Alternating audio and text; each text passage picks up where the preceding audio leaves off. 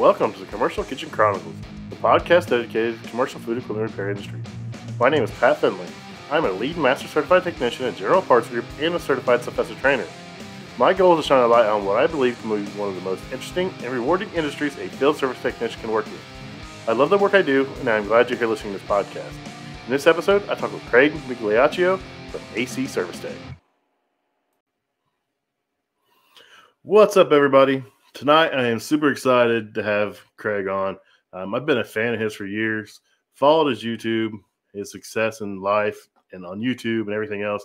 I'm really excited to have him on here. I was blown away at HR. He actually came and sought me out to introduce me and talk to me, and that really showed like how good of a guy he really is. So, everybody, welcome Craig Migliaccio. I hope I didn't butcher your name, but welcome to the show. You buddy. got it right. Yeah, you got it right. Hey, Pat. So I've actually been a fan of yours. I've been watching you on LinkedIn and YouTube, but I've even was there when you were trying to work on your logo and everything. And I'm pumped that you are targeting the realm in which you're in, and bringing light to the commercial kitchens and all the work that's in there. That's a beautiful thing, man. I appreciate that, and I'm awesome to see what you're going to do in the future and I'm already pumped, obviously, to see what you're doing now. Yeah, I'm in a mood right now where I'm trying to make a huge push. Like, I just get in these times where I want to do something and it just like strikes me. And like right now, I just want to make a huge push to try to promote like guys like me out there. I mean, it's kind of like a lost trade. I mean, we do everything, but a lot of people don't even know we exist, unfortunately. And it's a cool job, man. I do a lot of different stuff. I get to see a lot of different people, work in a lot of different environments, and it's cool. So thanks. Yeah, man. Yeah, no, absolutely. The kitchens and, whether you're a maintenance staff or you're a service company, I mean, it's a huge deal. It's a huge avenue for technicians to be able to grow in and earn, a living for the trade and for their family. It's awesome. Yeah, it's been a wild ride, man. I'm gonna turn this down a little bit. Can you hear me? Barely. There it went back. All right, it's been a wild ride. I started off as an electrician, which is a good trade. I'm not knocking anybody, and it just kind of progressed into hot side, and it's kind of progressed in refrigeration. I don't know what the next step is. There is another step, but it's cool. It's definitely a rewarding career field, and they all are. But I just take pride in going in some place and fixing something that's down, or a restaurant can't open up, or someone's got tens of thousands of dollars of food in a freezer, and they're just like, if we lose this, we're going to have to close the restaurant down. I mean, people think because someone owns a restaurant, they're rich, and that's not really the case. I mean, if you own some big fancy thing that's doing really well, but most of the places, mom and pop, family-owned restaurants, you go in there and the owners are working, and guess what? If the owner's in there working, generally they're not getting a paycheck. So yeah, I try to do my best for them, be fair, but do a good job. So yeah, you're right. Yeah, no, that's exactly it. The restaurants, that's one of those. It's so super tight, and people don't realize it because they're not a service company. They're paying rent. They're paying all the food. If anything goes down, that's a huge loss to them. They have all those employees, all the cooking and all of the safety inspections, all the cleanings, all the service. I mean, it is a huge, huge deal. So yeah, there's a lot of overhead costs on a restaurant. So it's a huge deal that you're able to go in and save them. So that's awesome, man. Yeah. Someone reached out to me today and they said they seen a post and I was curious if it was your birthday today. Is it your birthday? So my birthday is the 14th. Okay. But we had a bunch of photos, and I was like, I don't know, you get embarrassed putting something like that stuff out, So I was like, all right, fine, we can put it out. And so yeah, that was Matt. I saw that.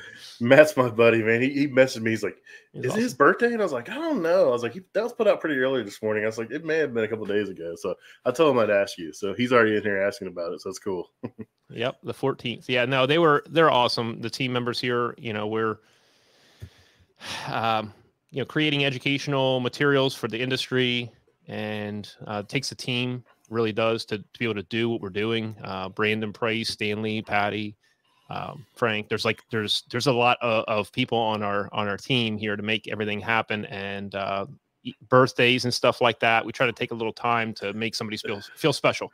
I ended up wrapping up Stanley and telling him he's a gift on his birthday, and then I made him blow up the candles, and he had the wrapping paper up to here, and he's like, yeah. You got to. I mean, my whole thing, you got to be able to joke. You got to be able to enjoy and invest in the people around you, and invest in the people you're teaching online and everything like that. Because a lot of times we're just hard pressed and trying to get a project done, get videos done. It's it's a lot. So they celebrated my birthday. I appreciate it. It was cool. That's awesome. That's awesome. Sounds like you got a great team working for you. So, awesome. So I've stumbled on your YouTube years ago, just Googling how to do something. I stumbled across you, and then I really didn't know much about you. So I'm a bad person. When I find something, I like just dive into it. And I just kept going through all your videos. I'm like, man, this guy, he does everything. The way you explain it and demonstrate it is what I really like. So I teach refrigeration, a basic refrigeration class twice a year for Cephesa. And I actually use some of your videos because I don't have all the tools I need to show these guys. But, I use like your tubing bending video where it shows all different tools. And I have a hand bender, and I need to bring a ratcheting bender next time I go, but I haven't brought that. But I can show them how the hand bender, the ratcheting bender, and everything like that. And the way you explain it makes so much sense. I'm like, man, why did I do this the hard way my entire life when I can just do it this way?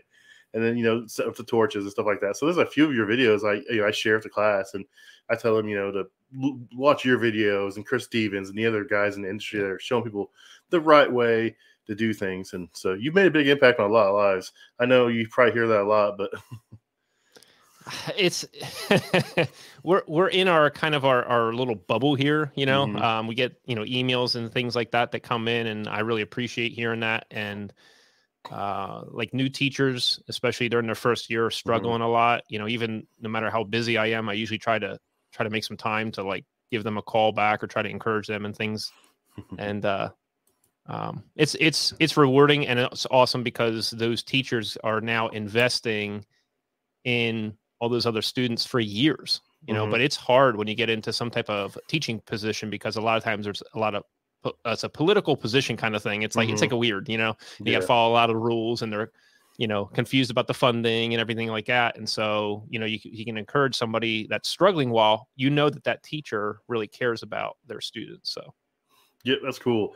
So my class is only 5 days, and the guys have their EPA and a little bit of experience, nothing major, but man, it's 5 days just packed full of hands-on slides, everything I can. And it really helps though being able to show different ways. So I appreciate what you do. So that's cool. Yeah. How you've been in the industry for how many years now?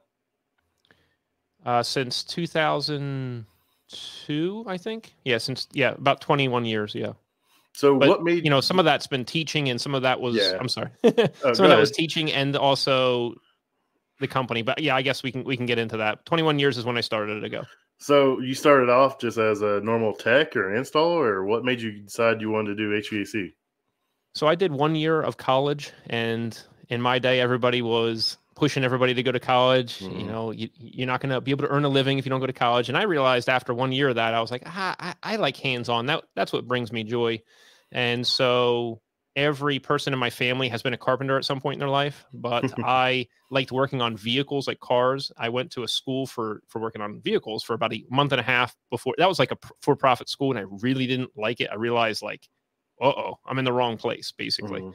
And so I left there, and I thought about what could I do, that's going to be, say, recession-proof, and what's going to make me be needed by people like all the time. And I thought, what, heating and cooling systems, everybody has one in their house. You also have water heaters. Everybody has one of those. And so that's what made me jump in. And I interviewed for a local HVAC company. I got the position there. I worked for 3 months. Unfortunately, that company, they were doing drugs and stuff like that, and they were like stealing time at the convenience store, like in the middle of the day. I'm a helper, right? I'm yelling at them, get back in the truck, get to the job. I'm yelling at them because I'm like, no, I want to learn. And like, what are we doing? What is going on? And I'm like, is the industry like that? And so what I did is I left there, and I went to another company, and I got hooked up with the installation manager of 36 years. And HVACR is where, yeah, absolutely. Thanks, Reliable. So I got hooked up with the installation and service manager of like 36 years at this second company, and I started growing immediately. It's a completely different like structure, completely different atmosphere. It was huge. And here they wanted to teach me. Whereas the other place for the initial 3 months, it was like if they taught you, you might get a raise and they might not. And this is like this weird type of thing.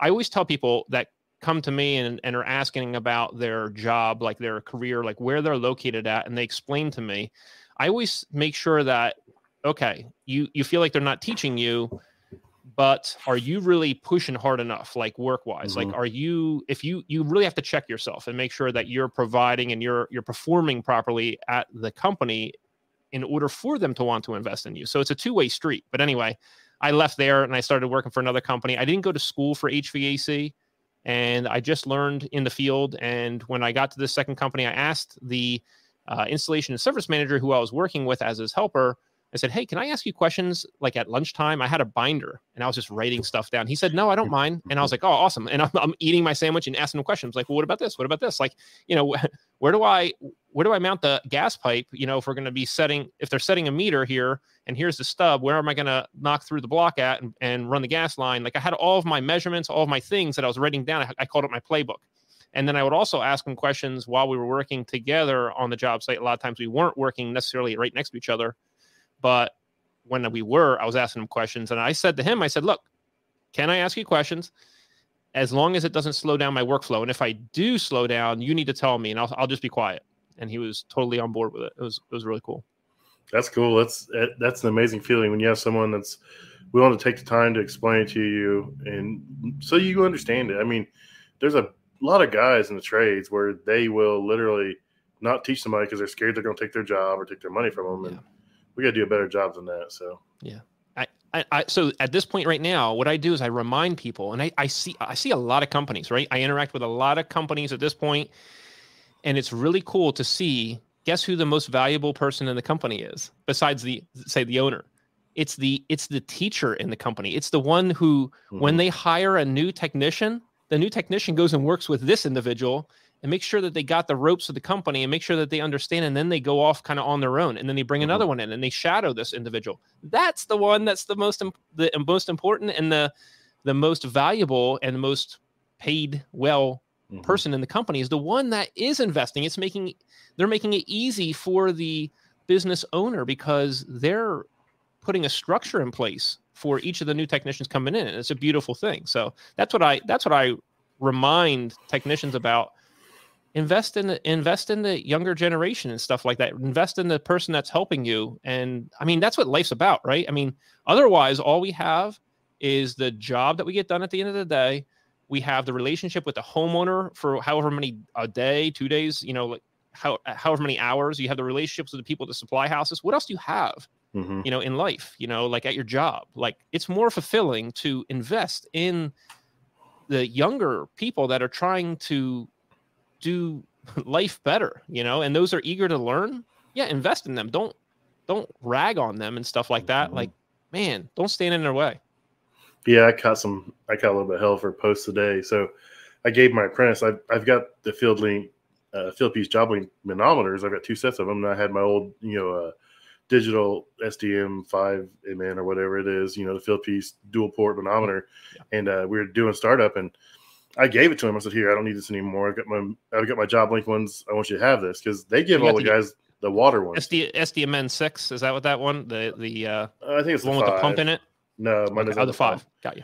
So, but I gave him that because, they give all the new guys the water ones. Well, in these commercial buildings anymore, I mean, just about everything's 2 pounds. And, I could have gave him a water one and he could have wore, water for the rest of the day. He could have took a shower. But I was like, and most of the guys would do that and laugh. And I'm just like, man, I don't want to do that to that guy. I don't want to embarrass him. I mean, I can give him a heads up now. And, maybe down the road he makes that mistake. But you know what? He's not going to make it on my watch. I'm going to teach him, hey, you want to use this, especially in new construction, it could be a 2 pound or a 5 pound system. I said, you want to make sure, you don't blow water all over the place. And some people were like, I can't believe you did that. You should have let him learn that way. I'm like, man, we need to get past those days, man. I mean, honestly, I only showed that in the classroom. That should not, we don't really use that out in the field that much. We're using our instruments. You just got to make sure that you know how to utilize them. I don't think that there's any problem with that at all. Yeah. I think that's an awesome thing, actually. Yeah. So, I mean, we got to do a better job teaching. I mean, there's a lot of guys that is grumpy and everything else, and I get that, but they're saying in my industry, in the restaurant side of it, that we're aging out like 20-1. And I'm like, what are we going to do? And that's a crazy number to think about. For every 20 leagues, only one's coming in. Like that's absolutely mind boggling. Yeah. Yeah, no, I mean, we need a replacement, for the technicians that are basically aging out. And that's why I say too, like for any technicians that are following the old school way of thought of, they're going to get, if I teach you too much, you're going to get the raise and I'm not going to get the raise. I really don't believe that's the way we're going. I mean, we're in so high of a demand right now. And even when if your body falls apart, like that's the thing. Once you have the knowledge, nobody can take it from you. So you become valuable. They're going to put you wherever, even if you need to go, at the shop and answer the phone calls or whatever, like, and try to walk the service technicians like through a problem or something like that. They're still valuable. So I think that knowledge is valuable. The skills that you can perform are valuable. So I don't think, we're going away. I think we just need to continue to invest in everybody around us. Yeah, it's a crazy time right now. So yeah, definitely invest in your teammates. I mean, especially the ones that want to learn. I mean, you're always going to have the guys that just settle for what they are, and you're going to, I try to push them to be better, and it doesn't get anywhere. It's just they stay in that same boat. They stay in that same mentality. So you're going to just accept that, but make sure you build into the ones that want it and focus on those guys. So, yeah. So how long did you work in the field before you started teaching or anything else you started doing?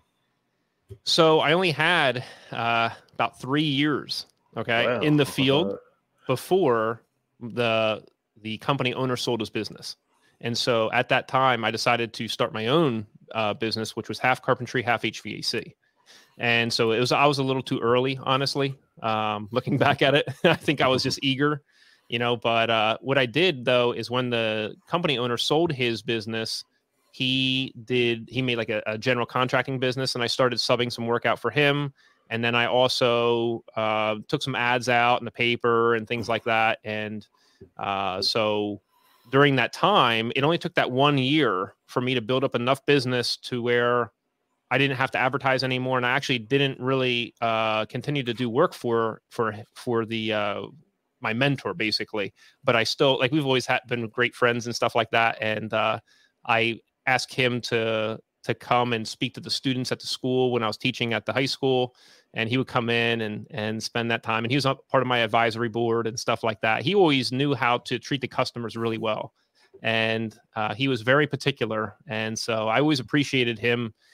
He would actually whistle when he came on the job sites to let you know you were there, because he didn't want to be disappointed in case you were like taking a break or something like that. You knew you were, like, I wasn't going to do that. But I mean, there's other guys on the job site where they were like taking a break or whatever. They heard him whistling. They're like running over to the thing and going to do something. I'm like, what are you doing? Like, just keep working. What are you doing? But he was very, very good. So I learned a lot under him. He challenged me a lot and allowed me to grow very well. So I really appreciated him. But anyway, so then I had my company for about, I would say 8 years or something like that. And then at that time, we had our first child, and my daughter is 13 years old. I should know that. Don't. my daughter's 13. My son's 11. After we had her, we were looking for maybe I should get insurance instead of buying it outright. So that's another thing nowadays. People don't understand what that means. A lot of times you're paying half, the business is paying half, we're covering your insurance, but that doesn't mean they're covering all of it. And it's very expensive anyway. So it's kind of the same thing. Why don't you just buy it yourself? What's the point? But anyway, so I applied and got into a school, and I was their maintenance technician, and I was also their construction manager there for 2.5 years. And during that time, some of their students got to shadow me on the job sites and things. It was through their career program. And so this school was actually Pineland Learning Center. And so if you got kicked out of a lot of the schools that were in the state of New Jersey. Like it served like 32 school districts. This was the last school district that you could possibly get into to get a high school diploma and like be there in person kind of deal. So they had this career program. And so that was really cool. I really appreciated that, being able to teach the students. And sometimes they would bring like one of the high school classes in, and we would speak and show them how to use tools and things like that. We had to be real careful and all that.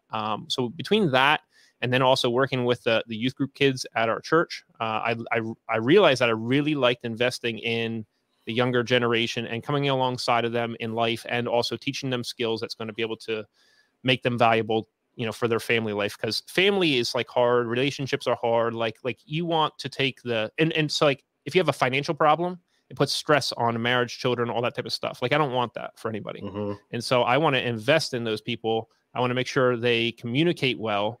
I want to make sure that I can set them up as best as possible. It always takes them, they have to be eager. Mm-hmm. They have to be the one, wanting the information and all that type of stuff. But I just like to come alongside those that are eager to learn and grow just in life and in the trades and stuff like that. So anyway, 3 years in the beginning, HVAC, I was a helper. Then I was a installation technician, and then I was doing on-call service as well as installations. I focused on existing homes, so it was residential, light commercial. So I did that until the owner sold. Then I had a carpentry and HVAC business that I basically just shut that down completely as of 2 years ago. I was still keeping it alive, but then we started focusing more and more on the education. So anyway, it was 8 years or so full time just with my business, or maybe it was 10 years. I can't remember anymore. I'm getting old, man. So then it was another 2.5 years at a school as their facility maintenance director and also maintenance technician. So anything from, we were building like a home ec room, and I would oversee, solar installation, or I would oversee the home ec room being built. A lot of that I was doing myself and things like that. All the HVAC systems, the kitchen, all of the refrigerators, all of the fryers, all that type of stuff. Just keeping it alive, milk cooler. But so then after that, or during that, is when I saw that there was a night school position open at the county technical school, where I realized I could get in there and teach the adults at night. So I did that. I applied, got in, I started teaching at night 1 day a week. For the adults. And then I saw that there was a position opening up for the HVAC teacher. And I was trying to get my HVAC state teaching certificate. And that was a big holdup. And so the long and short of that was that I had to take 42 college credits in like 3 months, 3.5 months, which is ridiculous. Holy smokes. Yeah. And I'm not that person, right? Like I'm not necessarily, if you want to call it like very intelligent or very like, oh, I learn it and then obviously I know it all and I can just test out and stuff. This was like, I did one class for 3 college credits. I took tests and got credits, and through they were called CLEP. You can get like 3 college credits for each test. You can buy credits. And then I did a bunch of prior learning assessments on HVAC. So I had a person with a doctorate reviewing those. And so they would just like every Saturday I was pumping out like a 13 to 19 page paper. I had to learn how to write. And here's the deal. The long and short of it is, the state was in my way because they were saying, oh no, self-employed people don't have enough experience. Like they only do 20 hours a week. This is literally the emails I got, they only do 20 hours a week. And so you don't have enough hours to apply for this teaching cert. And they wanted 4 years. All they needed was 4 years experience. And the ridiculous side of it is that if I worked for somebody for 4 years, it's a 1-page paper, and it just has to have the owner sign and say, yes, he worked that amount of hours. That's it. Oh, boy. You know what I had to do? I hired my accountant, and we went through every single invoice that I had, put hours on every single invoice over those 8 years or whatever. It was it was like 8 years. And to come up with the correct amount of hours for just 4 years, we were way over it. So I submit that, and it's within their paperwork that it says they would accept it that way. Guess what they did? They rejected it. I was like, what are you kidding me? How can you reject your own thing? They didn't like my tax code, like whatever the tax code that I filed under. So I understand that. My business was half carpentry, half HVAC. I was a Bryant dealer, so Bryant pain carrier. But long and short of it is, my HVAC business hours, way went over that. I was doing 60, 80 hours a week all the time, service calls at night, change outs, we were pushing through the night, just like a lot of people. So anyway, I ended up using the 2 years working for that prior company, that experience mixed with an associate's degree, which I didn't have. So I had to rush and get that associate's degree to then apply to the state to get a state teaching certificate. It's actually called a certificate of eligibility in order to teach HVAC. So first they awarded me building maintenance. So like, you don't have enough hours, blah, blah, blah. So they gave me the building maintenance. I did the college credits. I got the associate's degree in electrical mechanical systems and something degree 4.0 because I took one class and everything else was prior learning assessments. Nice. And then the testing out. And, like I said, I was writing those big papers. I submitted that, got a certificate of eligibility for sheet metal and then HVAC. I applied to the school right in time. And with those three, I was able to apply and get in front of somebody who was actually favored for that position, which is my belief. It's all just my belief. Nothing is, like it is what it is. I think that somebody else would have got it if I did not go out of my way to get those certificate of eligibilities ahead of time.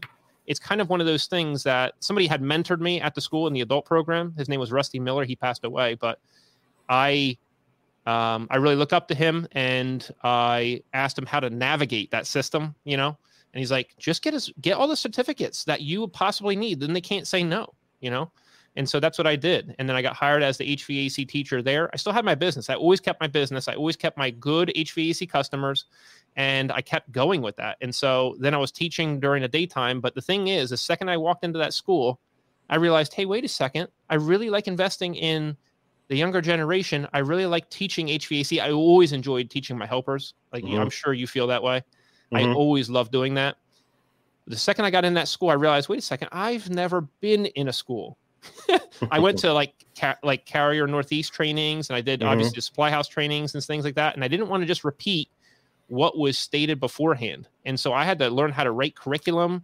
I took the whole room apart and basically I just got in there and it was like 30-year-old crap. Basically the whole room was filled up with it.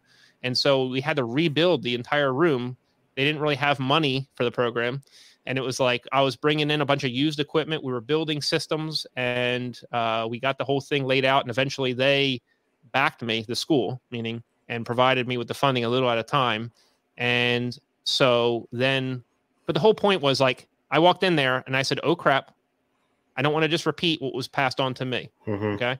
So I was doing experiments at night and things like that in order to do testing to make sure what I was saying was actually true. And that's where I learned a lot. Like that was my like proving ground, I guess you'd say, with that. That's crazy. So I'm pretty much self-taught as well, as far as refrigeration goes. And I just read what I could.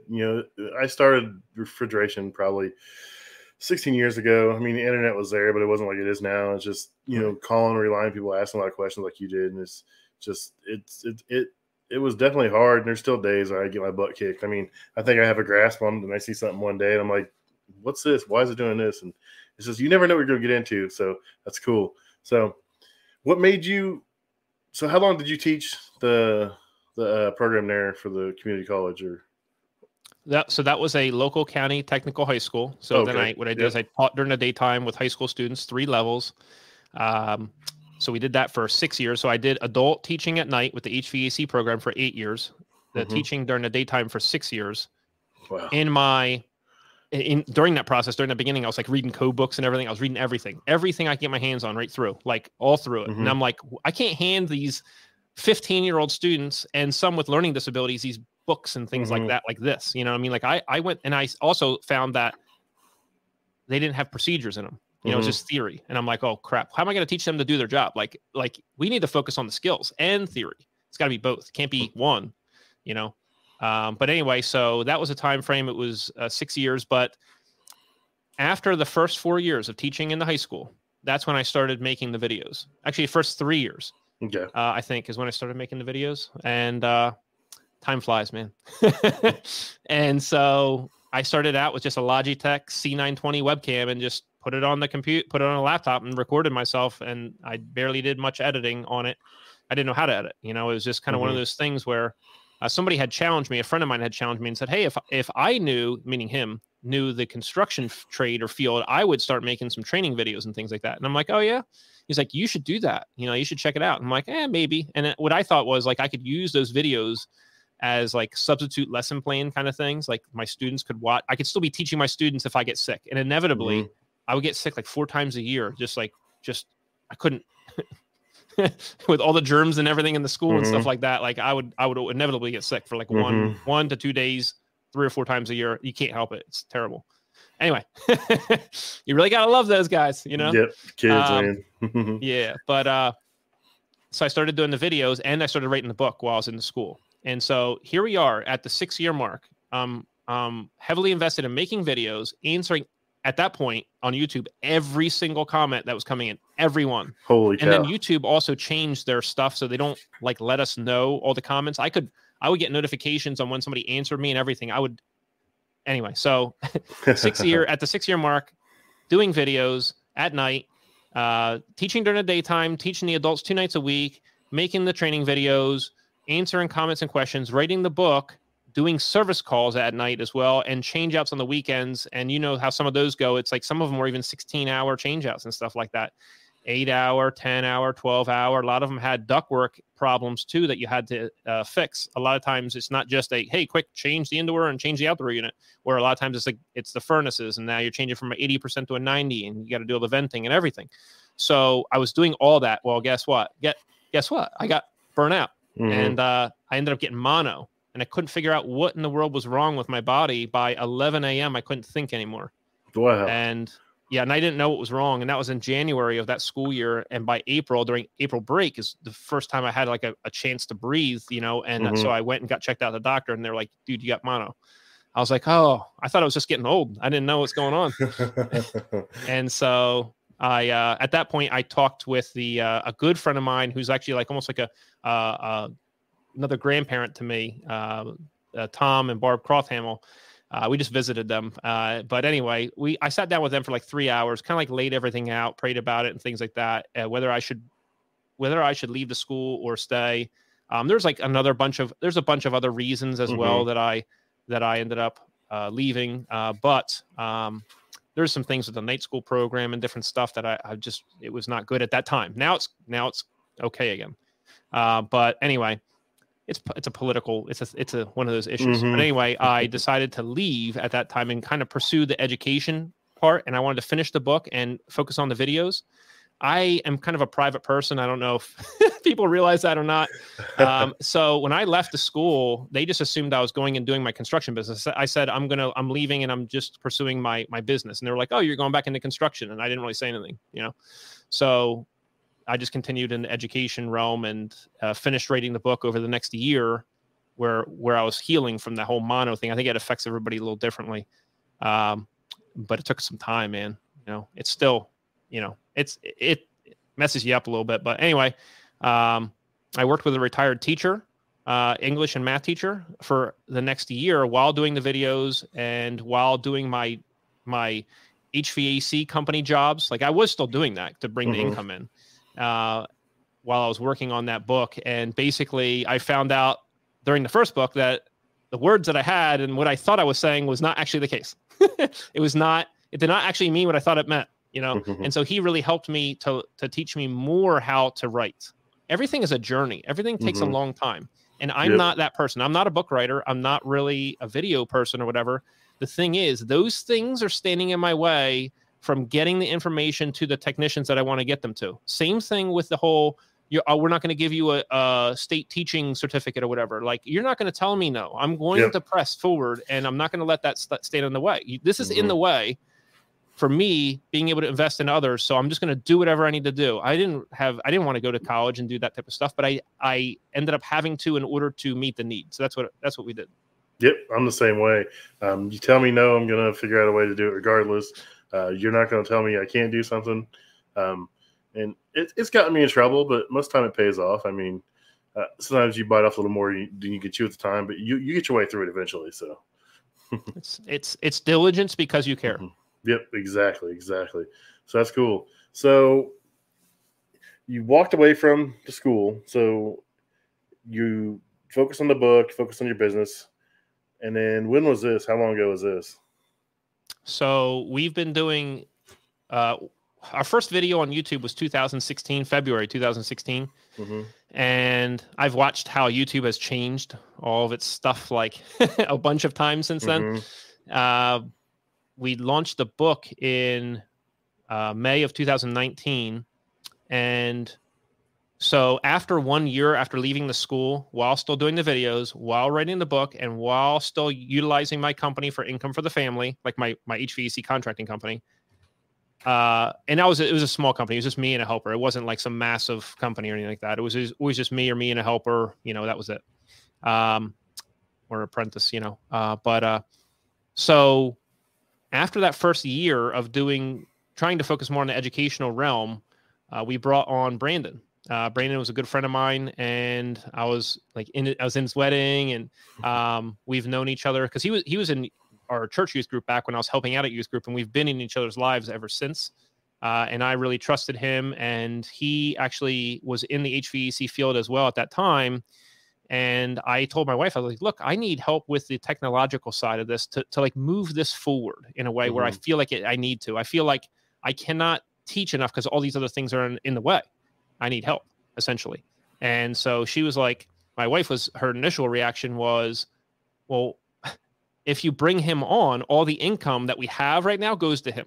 You have a zero, And I was like, yeah, and it's rough, but like I could see not where we were going. I could see where we were going. And so she slept on it that night. And the next morning she woke up and she's like, okay. She said it was revealed to her that, when has this guy ever let you down? When has he not failed, or when has he failed, his promise to you, meaning to my wife. And so she said, you just need to support him. You can't support the situation, just support the man. That's what she said to me. Dude. That's good, man. Wow. Do you have a woman behind you that'll do that? I mean, I'm blessed. I'm lucky to have the woman I have. It sounds like you got a great one too. I mean, so yeah, that's cool. Hats off to her for believing you, Yeah. Yeah. And Brandon has grown like crazy on the technological side, allowed us to do a lot of the things that you see us doing. And so he does a lot of the graphic design and things like that, our website. And he's just grown into these roles. He really was a big part of this mini split book that we just put out. Even with that mini split book, man, people were like, somebody's got to do it. For like years. They're like, you have to do it. Somebody's got to do it, like constantly. It might as well be you. We don't have anything on the mini splits. Everybody's like frustrated. It's like, all right, I guess tag, we're it. I don't know. The mini split book took 2 years, but yeah. So anyway, I brought on Brandon after the first year, and then we started growing because we then launched the book. And I would be happy if we sold like 4 copies a day of that, and we sold a lot more. And it was very encouraging to me that it went over that well. And I think we put in there a lot of the procedures that everybody else ignored in the past. I think that was a big deal because how can you teach people without teaching them the step-by-step processes? And guess what? There's 15 different ways to do a job. So you have to give them an efficient one, and also tell them why these old rules of thumbs may not be good. They can then branch off from there and go slightly this way or slightly this way, but they have to have a starting point. You can't just talk the theory and then expect them to do their job. And so we always targeted like the new technicians that were like thrown to the wolves in the field, or the students in school that were just more eager to learn. Like that was always our target audience. And then along the way, obviously, it's also like helping with our troubleshooting guides and different stuff that we've developed, like helping even the say advanced technician, but maybe they're not doing that specific task all the time, so it just helps them as well. So it's all been really encouraging. Like even when I started on YouTube, I started doing videos for almost 5 or 6 months with zero traction, like zero. By that time I had like 45 videos out because I was like, well, I'm going to keep putting them out because I could use them in the classroom. And then over that summer that happened, all of a sudden these views came in, and then all the comments that came in was like so encouraging to me. I thought like at that time, because I'm not really big on social media, that type of stuff, like at least in the past, like personally, but that's why like Facebook, I don't like me personally. I don't post a lot. Like I'm pretty private individual. Like, not that there's anything wrong. I just like my space or whatever. Yeah. But I also like investing people. Like, I'll have a quality phone call with somebody and take the time, but I don't like to post every little thing that I'm doing. It's just my personality, I guess. I don't know whether good or bad. Anyway, so what was I saying with that? Just talking about Brandon and the mini split book and everything you guys are building right now. Yeah, the comments were huge. So on social media, I thought everybody was going to bust my chops and like just be maybe negative about it. But there was so much encouraging comments that it was helping people like lift them even like out of poverty and stuff like that, like crazy stuff. And emails that were coming in and just helping them on the job sites. And I was just amazed by that. And so that really encouraged me to keep moving forward. And also there was that calling me out if I said something wrong or said something like confusing. And so that helped me grow as well. That was huge. And then all the questions that came in and I was trying to answer those questions so that I would be helpful to them. And if I didn't know the answer, I had to try to figure it out because it's like, who else is left? It's kind of one of those things, you know what I mean? Like, I'm just going to try. You took the criticism the right way. You build it, you accepted it and you build on it and you learn from it. That's a good thing. I mean, a lot of guys will just troll on the internet, but if I do something wrong, and someone tells me, I learn from it. But, if you're going to tell someone they're doing it wrong, explain why they're doing it wrong, though. Don't just throw it in their face, tell them they're stupid. Hey, do it this way, and be supportive. If you want people to grow and to do things right, you got to treat them with respect and, explain it to them. I mean, no one's going to learn when you go in there and just say they're stupid and they're doing it wrong. Then you don't have a leg to stand on that point. Why are they doing it wrong? You didn't explain it. You just made them feel dumb. You're just trying to be better to somebody. There's no need for that. Yeah. And some of the answers are like, oh, I've been doing it this way for 30 years. It's like, okay, but are you still open to a more efficient or newer method? There's some things that get misconstrued and even doing the EPA 608 test about like the freezing water in the refrigerant lines and stuff like that. And just all kinds of little things that people tend to be confused on for the rest of their career, or like, oh no, I need to do an hour and a half long vacuum. Well, no, you don't, well, that's when I take my lunch though, okay. Want an hour and a half long lunch break? I mean, like what, if it takes 10 minutes to do a vacuum or 5 minutes or 2 minutes for that matter, and you can prove it with a decay test or standing vacuum test, then, like you've done a good job. You're down at 200 microns. You're not at 500. You're holding it. You're proving that there's a vacuum instead of, just shutting the vacuum pump off and quickly dumping the refrigerant in and hoping you had a vacuum during that transition period. Like this silly stuff, but people have got by over time, brazing without flowing nitrogen and stuff like that. Or like, well, I didn't see any effect. Well, it's because you left the job site, man. You know what I mean? Like you're the installer, you're not the service tech, and so you have gummed up TXVs, you have lack of lubrication at the compressor, you've got clogged strainer screens. It's the service techs later that find it. So anyway. Yeah, Matt says, I don't care how long someone has been doing it, something, or do it right or don't do it at all. Yeah, I mean, they got to be willing to learn, though. I mean, like I said, there's guys that just settle, they're set in their ways, and they don't want to do better. They don't want to learn. I mean, you just do your best to explain it to them, and, I mean, go move on. Yeah. So, unfortunately, then there's callbacks on them, and people like me got to go fix it. So, yeah. So yeah, that's cool. That's cool. So, now, what all do you have to offer? I went through your website and seen, you get your books. You got a new facility. Is that what you just opened up a new facility? Yeah. So we bought the building about a year and a half ago. We were literally working out of my home, in shop, basically.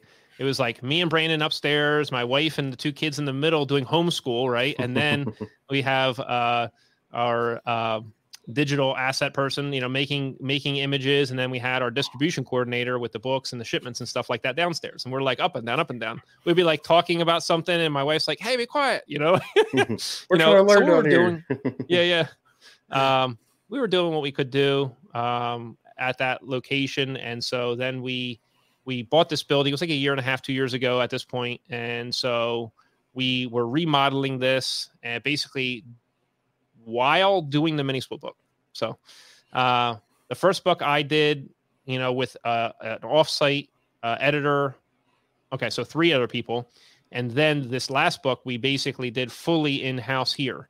And so at this location, it's like 3,800 square foot, but it's like 120 foot long, and it's on concrete, and it's like a big, large pole barn commercial building. So we have a training facility room, and where I do the videos at. We've got me and Brandon's offices. We're building another office in the back. We've got a testing lab for like the different manufacturers and stuff like that, tools and supplies, materials, and things like that. We do some of that. And then we have our distribution room with all of our products and things. And we've got multiple people in there in order to get the shipments out. So we're selling our products on Amazon and on our website. So basically, as far as the, products go, we have quick reference cards for refrigerant charging of single speed air conditioning systems. And so they've got refrigerant weights and superheat subcooling, like step-by-step stuff. They're polystyrene, so they don't degrade. You can throw them in the service bag. Like I was putting them in the oven and testing them with like oils and like, is the paint going to come off? Was scratching them with the keys. Like, I'm not putting out some crap, I'm not putting out some paper stuff. And, so anyway, we got those quick reference cards because those I used in the back of the classroom, but they were in paper form at that point in time. This is like the 15th iteration of stuff I was using in the classroom essentially. And then the refrigerant charging and service procedures book. And so that is everything that has to do with the refrigerant side of a single or 2-speed air conditioning system. And then we have 1,000 question workbook for that. Wow. Along with a self-study answer key. So it's 1,000 questions that I really want the technicians to know. And a lot of the EPA 608 test questions are actually integrated into that book. I obviously taught a lot of that in the school and at the night school. It's like the base level certification that we have for the industry. So that's kind of integrated in there, a lot of the test questions. And then we have our refrigeration cycle posters. So there's 7 posters. It's the refrigeration cycle of just the basic one. Because if you're teaching in the classroom, those rectangle ones, the students like memorize those. They're like, Mr. Mig, I understand what's going on, but where is that on an actual system? So we started laying the refrigeration cycle over the actual systems, like mini split systems, heating mode, air conditioning mode, a regular single speed heat pump system in heating mode, air conditioning mode, a walk-in box. So we made all that. So we've got those posters. We also have PowerPoints for the refrigeration cycle for teachers. We've got the basics for checking the refrigerant charge PowerPoints. Wow. And so we have a lot of people asking us to develop more PowerPoints for the teachers. It's just time, man. Everything takes time. So then we have those items at the website. We also have the ebook for that. And we just came out with the mini split book, which is all the refrigerant side and the electrical side. So that is not talking about VRF systems or mini VRF that have a branch box. It's talking about single zone to multi-zone, where you have all of the indoor units connected to one outdoor unit. So it's referring to all of that and the issues, that you might face and things like that. So the refrigerant and electrical stuff for a mini split. And we have the full outlines are available at the website. So you can see every single thing that's in it, like all the topics basically. And over on Google Play, there's sample pages, so you can like go right through and like read a lot of that, see what's going on with that. So we have our mini split book as an ebook as well. So that's available on Apple Books and Google Play as well. So a lot going on. So that's the profits. That's the for-profit products, we'll say. You know what I'm saying? Like that's how we keep the lights on. Literally, like that is the main source of income for our company is our products. Because YouTube, you have like the advertising monies and stuff like that, but we don't even enable like the non-skippable ads because I find those terribly annoying, and I don't want that to be in the way of somebody learning or something like that. So we allow the skippable ones for YouTube. So it's like a little bit of say income from that, but not really. Obviously they're free videos. We spend at least 20 hours on every single 5-minute video or something like that. You know what I mean? Like that's a huge thing. We're constantly developing those, and those take a lot of work. They could be 40 hours, they could be even 60. The illustrated ones take a long time. So it's a group effort, whether it's me recording or me setting up the scenes and building the scenes and things like that. We're actually looking to try to bring another person on to help me with those types of things and some of the other social media postings and the shorts and stuff like that. Just to make educational posts. I don't really care for I just, if we're going to spend time on something, it's got to be like an educational based thing. So anyway, on the website also, we have our articles. So we put a bunch of articles there. We've got quick tips. We've got some calculators there. We have quizzes. The quizzes, man, I'm blown away by how many people utilize those quizzes. It's amazing. So we've got 10 quizzes there. They're just 10 questions. And Gil Cavey was telling me he uses them even for his technicians in his company, which I was like, wow, really? That's awesome. And so yeah, we have those, and we have other teacher resources there. And we just built a teacher resource page. So it tells teachers how to build like inexpensive teaching trainers. If a school is limited on their funding, I don't want them to like blow it all on a very expensive like trainer kind of thing, like a one thing. I want them to have a mix of all kinds of different things in their classroom, along with the small training board stuff. Like your training board things are the ones that you would utilize like for your initial students as they come in through the program. So we have an electrical training board with step-by-step instructions, like wiring diagrams and all that stuff, like just for free. Like just use them, please. Nice. In the classroom. So that is my like 8th iteration of the electrical training board that I was using in the classroom. And we at Cefesa, we have something like that. They utilize a lot of those in some of the other classes, but my class, I really utilize it in like wiring up a walk-in freezer. So you have your defrost clock, you have your defrost heaters, you have your your defrost termination fan cycle control. I mean, and it's a bunch of stuff on a board, and they took it a step further than I would. They gave them one color wire, so it's like, in real life, you have, I try to do 5 colors, so everything's pretty easy, but they give them one color wire, everything's red, and they're like, figure it out. I'm like, oh my gosh. I go over to check the guy's work, and I'm like, I just see all these red wires, and I start chasing them. I'm like, I can't do this. It makes my eyes hurt. Yeah. And to be honest, every time I teach, I have to literally go in there the day before, and I have to do it myself just to walk back through it. I'm like, because I don't do it every day, but, I have to walk back through it because I don't want to seem like I don't know what I'm doing. But I tell the guys, like, look, I said, it's the one color is the hardest thing you'll ever do. I said, in the real world, you're going to have 5 colors. I said, we're teaching you this in case you run into a situation where it hits a junction box and an electrician changes colors, or they went to an old junction box and they left the old wiring. I said, you're going to have to be able to, check the stuff out. And the trainer boards they're really cool. So I look forward to going through some of the stuff you have to offer on those, and probably, integrating them into some of the stuff I do. Cool, man. Yeah, no, it's awesome. We just came up with the like some mini split ones, the pressure transducer and the EEV, little trainer board things. Those are more like you only need one in the shop just to show them how that works. But the electrical boards, you need one for every student. I'm not really into the whole like, oh, you have partners working on one project. No. An individual is going to struggle through this on their own. Otherwise, they're not going to learn. Groups things don't seem to work very well. And that's why I say, like, in a classroom, you have to have enough systems for every individual to work on, because when you struggle, that's when it locks it into the brain, because then you generate the questions as the student to then ask the teacher. And then that's how you learn, So if it's just a teacher teaching good, quote unquote, curriculum, it doesn't matter. It's not retained. And so that student has to come up with the questions themselves in order to get the answer. They're eager, they're excited to learn. So it's like a little bit in the shop, a little bit in the classroom, a little bit in the shop, a little bit in the classroom, back and forth. And the majority of it should be in the shop, with the hands-on and building the things and troubleshooting. When I took over this program, it was like 80%, 85% slides, PowerPoint slides. And like, I was running they had Copeland slides from like the 70s and 80s. And like, these compressors aren't even here anymore. Why am I teaching this? This is irrelevant for what we're doing. So I've knocked it back to like 50-50, and ideally I'd like it to be like 70% in the classroom and 70% in the labs and 30% in the classroom. That way, the guys are up, they're getting their hands on stuff. They're not falling asleep. They're not sitting there staring at their phone. They're interacting.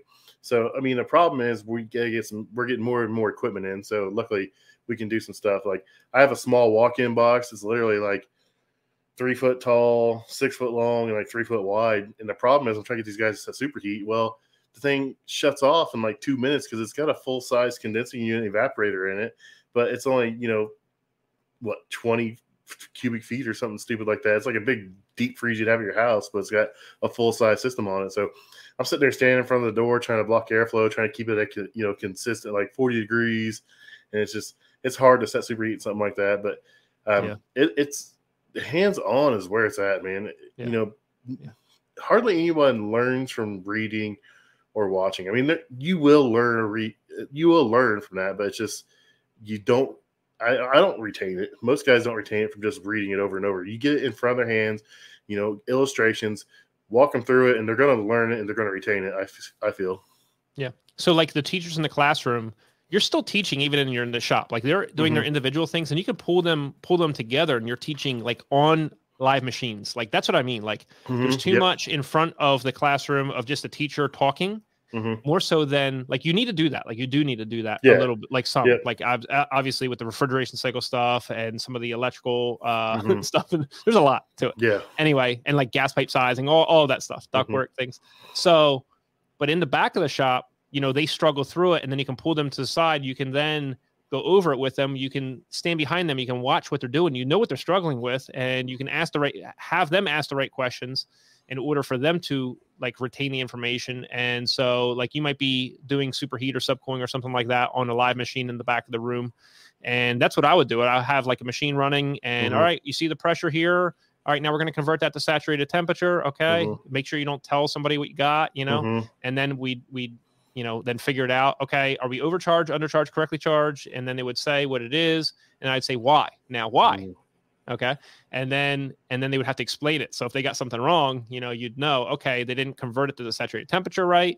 You know, they didn't have the, they didn't take the line temp minus a sat temp for superheat or something like that. They did it reverse. They're like, oh, how do I get a negative? They're like, well, you know, there's no such thing as a negative superheat or negative subcooling. And so, no, it's, that's what you need to do. And you don't have to have a lot of money. You can have just used systems. There's a lot of contractors around, and those contractors are willing to help those schools and help those young technicians. And they actually want to then, you know, bring those students aboard into their company. The problem where we have it is like the pay rate, you know, trying to make sure that the pay rate makes sense for these people that you've invested 3 years in. It's different when, like, one of the big things when I was starting out was the students that were coming out of these schools had a lot of knowledge, but not a lot of skills. And so even though I'm building knowledge and skills with those students in the beginning, throughout the middle and everything like that, and then pressing hard with that stuff at the end, at the very end of the year, before they leave that classroom, they're going back over those basic skills again. I want to see how well you're using sheet metal tools. I want to see how well you are brazing, like how quickly, how good those joints look. I want to see all of those skills that's going to make you very valuable the second you walk into that business, because then you show that and you have the knowledge to then back it up, you're going to grow real rapidly. And so you're never going to have a chance to utilize your knowledge if you don't have enough skills to make your position profitable for the company. So when I teach, I'm only doing 5 days, and I always tell the guys on the first day, look, I'll be here at 7 o'clock. Class doesn't start till 8, but I'll be here at 7 o'clock and have that door open. And because I'm still a technician. I still got to do emails. I still got regular job stuff I got to follow up on, you know, check on some guys, check on some big jobs, and make sure parts are ordered, you know, normal tech stuff. And what makes me, what I really get excited is when you see the guys come in at 7 o'clock and they go to those labs and they're getting their hands dirty. They're, you know, they're in there wiring their stuff up, and, you know, they're asking questions. You know, they're scared to ask me questions because they see me buried in the computer. But I'm like, if you guys have a question, stop me, and I will come back there and help you. This email will be there at lunch. It'll be there after 5, you know. But, you know, you get those guys come in and they're excited and they want to learn. It's like, these are the guys that make it enjoyable. You know, there's guys that are always going to be there that are forced to go there, but the guys that want to be there, the guys that are there at 7, they, you know, they eat their lunch, they go right back into the labs and they start working. I'm like, that's the guys that get it, and the guys that, man, that was loud. That's the guys that get it, and I really look forward to, you know, watching them grow. And I do the social media side of it, and in real life, I'm not as outgoing as I am online. I don't know how I got this persona, but, you know, it's kind of happens. But, you know, I'll follow these guys on Instagram. I tell them about the podcast, and, you know, I'm not supposed to, but I'm like, hey, you know, I have an Instagram channel, you know, follow me there. And one of the guys in my class follows me. I follow him back, you know. I always tell them, here's my email, here's my phone number. If you have problems, call me, text me, email me. I will help you out, you know. And I have guys all the time that, you know, text me, hey, I did this, and I remember we did this in class, and I used it, and it worked. I'm like, man, that's awesome. It just makes it all worth it. Yeah, I get to talk to some of the former students and just check up with them, or they'll call me with a question of something, and sometimes it's so advanced, I'm like, oh my gosh, that's so new. I didn't even get my hands on that thing yet. And you know what's crazy about our field is it's so broad, so wide. You see all of us, right? Every person has a different like niche, we'll say, right? And so we're filling the need for everybody and for the knowledge and stuff and backing each other up. Like, it's really cool to see that. So you see, like, people will specialize, like you mentioned, Chris Stevens, Matt. Yeah. You see, like, a lot of those technicians, Reliable. You see a lot of them filling needs in certain areas in order to provide knowledge for certain, certain parts of our business. And so you see Matt doing a lot of, like, the package units and commercial buildings and stuff like that. Well, you don't see me a lot on that. You know what I'm saying? Like, everybody. Yeah, there's you a see spot for some, everybody. Yeah. Yeah, it's huge. It's great. It's beautiful. Yeah, it's great what's going on in the community right now. Pushing everyone to learn and be better and just to grow. It's a great time to be in the trades. That's for sure. Yeah. Yeah, it is. It's very interesting, the social media thing. I'm kind of blown away by it. I look back every, like, 2 years and I'm thinking there would be no way if you said 2 years ago I'd be doing this. Yep. And then you go back, like, that's like the past 10 years has been like that. And it's amazing and crazy. And so it's very honoring, in order to pass on what and we all take great pride in making sure that when we do open our mouth, it's correct. It's a positive thing. We don't go negative. We are just trying to instill knowledge and skills and trying to make sure that we're always teaching, the best thing that we can, and so we're always learning. That's the other thing. This thing's so broad that there's no way even like a 40-year technician is going to have, like, all the knowledge of all the different fields. Like, talking about, like, from boilers and gas furnaces to heat pumps to cold weather heat pumps to mini splits to refrigeration to everything you're involved in. You have everything. It is amazing. All the controls, all the zoning, the walk-in boxes, different versions of all kinds of HVAC related items that a lot of times end up equaling like 50% of the load in a building or more. Yeah. And so that the person that is able to service those is highly valuable. Whether our culture necessarily supports that, it's actually true. Yeah. And my thought is that you go and get a college degree, like, it's okay. Like, I was thinking of going towards, like, engineering, but I don't know, like, with the trades, you can start working. So I had a person that was, I thought was very smart, that I looked up to early on in my career. And he said, why would you pay to go to a school when you could get hired immediately to go in and decide if you want to do that for a living while you're learning it? Like, and I was like, that made sense. So that's actually, I took that advice and started going in. That's not to knock anybody that's doing a paid program at all. Like, because that's huge too. And you could do that at night too. You can get a job and you can go to school. And some places, like some locations, won't hire you unless you have some type of either degree or you go through a certification program. And in that instance, I understand that. And you can also go to technical schools, which don't, like, at night for the adults, they don't cost a lot of money. So you can do that. I had someone else bring up that try it before you buy it mentality. I like that, for the trades. You can go to a trade school before you actually do it, and you can spend the money and then not like it, and someone else brought that up, try it before you like it mentality thing. And I like that aspect of it. I bounced around for a couple trades. I started off as an electrician, and the market just tanked, and I got sick of doing the same thing over and over. I got stuck in, like, apartments, and I was traveling, and it was the same apartment. And, like, you be on a project for 6 months, you see the same apartment every single day, and I just want to jump off the third story, balcony. And so, I still love doing electrical work. I do it at my house, and I'm doing it inside of units. I made a post yesterday talking about how I do electrical work, I do gas lines, and someone's like, "You're not licensed to do all that stuff." I was like, "You don't understand what I do for a job." And I was like, all this stuff is encompassing inside of a piece of equipment.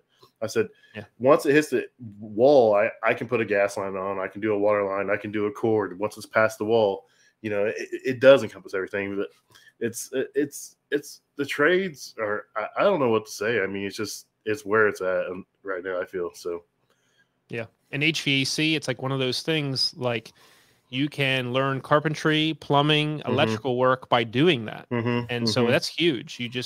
That just becomes so valuable that if the current job in which you're working on, like, for some reason that shuts down, it's like, okay, well, then I can just go work over here, or if it's a union hall or whatever, they can reassign you. Like, you're in need all the time. In fact, if anything, you're in need too much and you have to set up boundaries for your family life. And that's what I encourage people to. Like when I go out to these whatever events and things like that, expos, a lot of times what I think like that's like almost my job, man. Like you get to be real with people and encourage them to like guard their family because they're telling you like what's going on in their life. And you're looking at them like, oh no, you're working all the time. You know what I mean? Like you can't do that. It's not going to work out. You know, like you need to invest in your family and that's going to be the most important. And you're going to have to learn to adjust in order to make that the priority. You can't just, you can't just leave all the time. And on the opposite side, people don't have heat in the middle of winter. You have to be able to take care of them. And so it's a balance and you always have to be mindful of it. And so it's really cool to be able to encourage people like in that realm too. Yeah, you got to figure out that balance. So me personally, if I know I have to, my kids have a game after school, I will start earlier in the day. So I make sure I still, it's different in a commercial restaurant game because there's generally always someone in there at 6 o'clock in the morning, sometimes 5 in the morning. So if I could get in there at 5 in the morning, I still work my 8 or 10 hours. I'm still coming home, catching my kids' game, eating dinner with the family.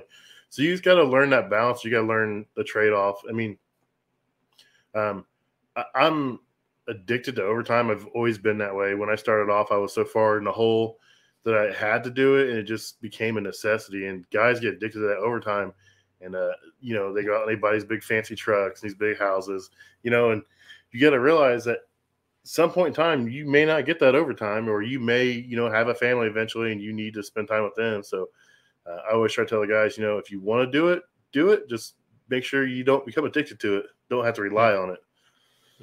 Yeah, that's the new technician mentality. And I did that too. Like you can put in a lot of hours in the beginning and you can get all this knowledge base growing because you're put in a bunch of different situations. You can make extra money because when you're young, you're like, you need to be doing that overtime. You need to be banking that money. And guess what? You might be the first one in your around in your age group buying your first house because you don't have that debt. You have income coming in. Yeah. And especially with all the overtime, it's huge. Have you noticed with the younger guys? We had a younger guy. He was probably 25, 26. He did a local community college HVAC program. He came out and worked for us for like 6 months. He worked for a hospital doing maintenance. When he graduated, he came to work for us. And good kid, smart, wanted to learn. But like he was like 40 hours is all I want. Like I don't want more than 40 hours. And I've noticed it more and more a lot with younger guys that, he actually ended up quitting. He got on call and worked like 52 hours. And then the next day he was on call, he worked like 54. I was like, man, that wasn't even a bad week. But he just like, it's not for me. So he went to back to work for the hospital where he just 40 hours and that was it. If it was an emergency, they called in a subcontractor. Have you noticed any of the younger guys in that mindset now? It's hard to kind of say point a finger at a certain generation. I think so. I don't know if you heard Ty Branneman's thing on Generation Z, and he relates it to this generation's better than this generation's better than this generation or whatever. Like, and he goes back like 5 generations and stuff like that. It was really cool to hear him. And so it's kind of hard. I think it really comes down to the person. Honestly, it really does. I think it comes down to also their family life. What their family is like. If their parents are hard workers or if they don't get to see that modeled. I think it just comes down to that. What I can say is, there's a lot less family units out there. And so it's hard to, I don't know. It's just, that is a little different nowadays, I think. But as far as the younger generation, I see a lot of like what I would consider old school mentality people. Like I feel like I am in the younger generation still. And they're really go-getters. It's just we might not see it all the time. So it's hard, man. I think you'd have to have like 100 people come through, like of that age group to see like the percentage to like have like a viewpoint on that particular thing. It's hard. It really is. So my son, he's one of my apprentices. He's 20 years old. And I thought he'd be more on social media and stuff. And I'd post him and tag I posted him on social media and he's like, I kind of got mad about it. I was like, you don't like social media? He's like, no, I absolutely hate it. I'm like, he's 20 years old and he hates it. I'm like, dude, you being new in his career, I said, you could document what you're going through, what you're learning. And I said, you could set a trend or a mold for like guys to come behind you. He's like, I don't want to part of that. I'm like, okay, whatever, man. That's just, it's weird that he's like that. I mean, I'm not knocking him for it, to each his own. I never expected it out of him. Yeah. So, well, like a lot of the students that I had in the school, a lot of them didn't like computers. They liked hands-on, right? That's why they chose that class. And I think I was like that. I was not on social media before doing YouTube. I was not on any social media whatsoever, nothing, because I didn't care, like I had the relationships with the people I had relationships with and friendships and stuff like that. But it's kind of like one of those things where like you recognize it. I recognize it now. It's like, this is a way for us to be able to help others grow. And so we choose to go through all the effort, all the extra things of all of the audio problems that we had tonight, like all of the things before the show, like trying to get set up, because it's like, hey, this is worth it, because you get to invest in other people. Yeah. And so a lot of the things that are in our way, some people probably like social media. I don't know. It's a lot of extra work, but it has its days. Some days I hate it. Some days I love it. It just depends. Yeah. But it is really cool because you get to show others like the jobs that you're doing, like the past like 2-3 years with social media, especially on Instagram, of everybody showing their hard work and their jobs at the end of the day and taking pride in that. And then the younger generation seeing that and replicating that type of thing, like meaning like they're taking pictures of their jobs and they're celebrating it. That's huge, dude. That is so cool. And like I used to take pictures. I mean, this dates me a little bit, but I was even using the old school. I was using the Polaroid, man, back in the day, the original Polaroid, taking pictures of my jobs and stuff. But even that, by that time, that was old. You know what I'm saying? But I was like, I don't care. I'm using this still. But it's crazy. I like it, especially like you said, the guys taking pride in their work. Yeah. People, ask about, like, how do you get to the level you're at? How do you, do a good job? And I always tell everybody the same thing. Take pride in your work and just have integrity. Yes. Just do the right thing and have pride in your work. And the rest comes in. If you're willing to show that off, you've done a good job. And just take pride in your work and have integrity. And, I mean, all the other pieces fall right into place. Yeah. So with my original boss, like the second company, we'll say, if he came on the job site and he didn't like the way something looked, he would pay you to rip the whole thing out and redo the entire job. Is that crazy or is that not? Like, because a lot of companies would be like, no, don't do it like that. Do it better on the next job. He would actually he would make no money on that job and basically say, rip that out and start all over again. Well, guess what happened with all of us, as employees? We were like, oh crap. Like, we don't want that to ever happen. We don't want to be stuck on a job. So if it's a 5-day job, like some of those are 4 or 5 day jobs in existing homes. And so we didn't want to have to stay there a whole nother, it would be like 6 days. So one to rip it out and rent the whole, do it back in, put it back in. And that actually happened at that company. And so what I remember doing a job and then asking one of my coworkers, do you think Joe's going to point at that and say that that's not good enough? And you know what he said to me? He said, the fact that you're questioning whether the thing that you did is good enough tells you the answer already. You better darn well go over there, rip that thing back out and redo it. And I was like, oh man, he's right. And so you get in that particular personality. And that's one of those things I valued with him because he's like, he set me up. There's no way I could get away with doing a half crap job or something like that. Everything was pristine, man, level, perfect, like as best as you could possibly get it. And that was good. Yeah. So the right way is rarely the easy way. Right. Yep. Absolutely. It would always take me longer to do the jobs than other people. Like, well, no. Let me rephrase that. I would do more work on the jobs, and it would always be looking better and I could get that same amount of work done at that time, but it would always take me longer to lay the job out. Yeah. Because I always made sure I had all the stuff in my service truck. I wasn't running out to the supply houses. That was not happening. Like I was not like, oh, I missed this one piece or whatever. I have to go run out. And you're talking about like I would put an order in for like, I don't know, it's like 40 different things for a job, or even more. It could be 100 things if it's a boiler, And so you want to make sure you have everything you need for the job site so you can roll right through it. But yeah, it would always take me longer to lay the job out so that I made sure I had every single thing figured out and we just roll right through. So yeah, I've done some walk-in, like I didn't change the boxes, but I've done like new piping, new evaporators, condensing units, outdoor units and stuff. And everyone's like, oh, just use soft copper and just roll it out. I'm like, nope. As I quoted a hard pipe, I'm hard piping the entire thing. It's going to be nice straight lines, perfectly mounted up in the attic. And guys like, well, that takes too much longer. I was like, well, guess what? I quoted it that way. The customer approved it that way. That's the way it's going to be. I'm not going to come out here and roll out 100-foot piece of soft copper and, straight line across, and it's going to be drooping in the ceiling. That's not going to be me. So it's definitely worth it.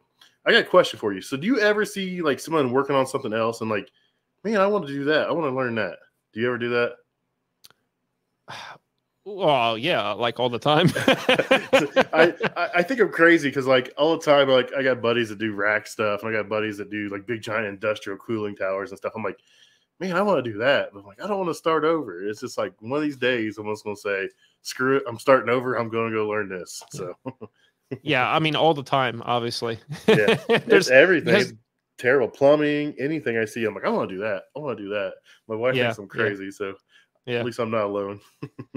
Nope, not at all. Not at all. Yeah. I mean, I always want to learn more. And then for me, I'm always running out of time. Like, so for me, a big thing is like time management. Everything that I do has to have like 3 purposes. It's crazy. And like, I'm explaining that to the different team members. It's like, we're doing this because we're going to set up for a video and we're also going to use this at this, whatever trade show, or we're also going to make the plans for this to show the teachers so that they can build these things, themselves. And it's like, and then also we can post that on the website, and then because of that, we can do a social media post about it. Like, it's like you have to figure out how to like knock out multiple things at one time. And like, I'm always racking my brain, like, how can I get all this stuff done? And like, that's, here we're like, do we need more team member? Like what team members on our team in order to make the things that we want to do?